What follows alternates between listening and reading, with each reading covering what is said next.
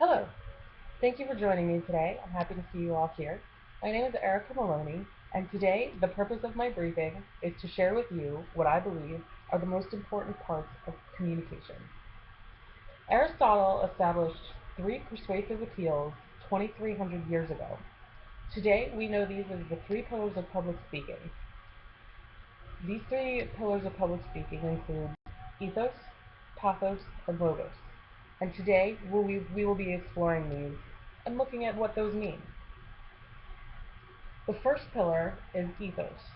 That's your credibility, your reputation, how your audience views you, how do your followers view you, how are you seen in a public setting, in a private setting at home, or in your corporate setting in the workplace. What kind of a reputation do you have in these places? Are you seen as trustworthy? Does your audience and your coworkers know that they can count on you to guide them into the right direction?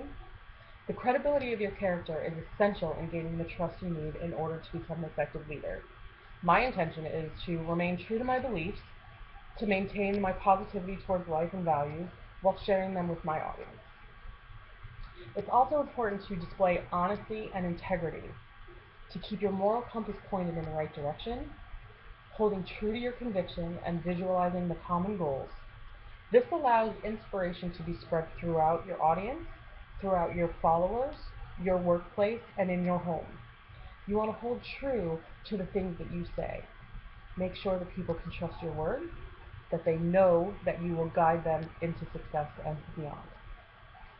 When speaking to an audience, you want to make sure that you view your audience as equals. You want to find passion in your message.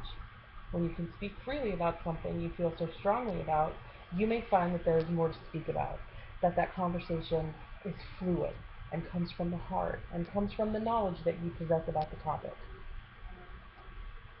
The second pillar is establishing an emotional connection. The most basic way that you can do this is with a warm greeting that will captivate your audience, with making eye contact with your audience. This way, you make the audience feel that you're speaking to them individually. You make the audience understand what you're talking about.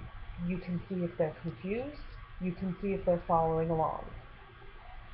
It's a great idea to know your audience. Do your research. Find out who you're speaking to. Is it more male or female population? What are their ages? Where do they come from? It's important to find a commonality between you and your audience to establish a connection. You'll be able to tell a story. You find that commonality and you can grasp the attention of your audience. When you express emotion, you gain emotion. Tell stories. Make them laugh. Make them cry. Even shock them a little bit.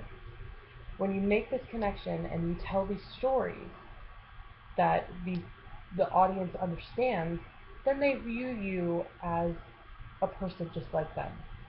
Somebody that has been through it, somebody that has seen what they've seen, somebody that has been where they've been, and somebody that's headed where they're headed.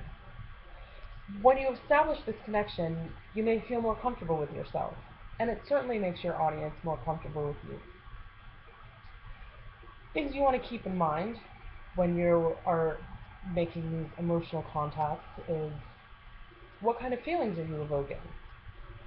Can you link your message with the response that you're getting from the audience? Does it make sense? Are you able to establish a personal feeling to your message? Are you able to establish personal thought and personal desire in the message that you are sending? When your audience has reached that emotional connection and know you a little better, and they see what kind of a character you are, what kind of reputation you carry, and that you're honest and trustworthy, and that you are a character that they can grow with, this brings you to the third pillar, logos, logical speaking. This may be where your facts are communicated, where you set your goals and present your ideas. The facts are the most important here. You want to make sure that your information is accurate. You want to keep your credibility and your character intact. Where did you get this information from? Did you do your research yourself? Did you do the statistics? What kind of statistics do you have? And where did they come from? Did you conduct surveys? You want to make sure that your words make sense. What are you saying to your audience? Do you have evidence to back up the words that you speak? You want to use language that everyone can understand. Spell out things if you have to. Repeat yourself. Do not confuse your audience. You want to make sure that your audience is not confused about the message that you are sending. Use visual aids. Visual aids are a great idea to map out things that you can't necessarily express with words. A roadmap, if you will. Ask challenging questions.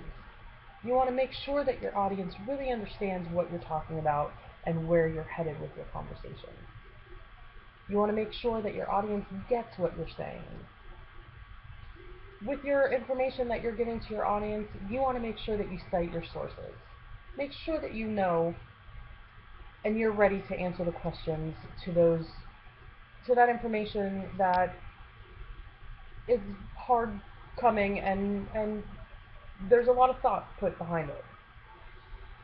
In summary, there are 3 pillars of public speaking. Those include ethos, pathos, and logos. Your credibility, the emotional connection that you evoke from your audience, and your logical speaking. Your facts. You want to make sure that your facts are king, that you know what you're talking about, and that your message is clear and concise, and that you don't have any trouble knowing that your audience has received that message loud and clear. That your audience can walk away from your briefing knowing exactly what you were talking about and possibly have a little more information than what they came in with. You want to be able to make sure that your audience can take that information, that message, and take it to a different medium and be able to talk about it and relay the message that you've given to them to spread that information and promote yourself, of course. Thank you for joining me today. I'm glad you all were here. Again, my name is Erica Maloney, and have a wonderful day.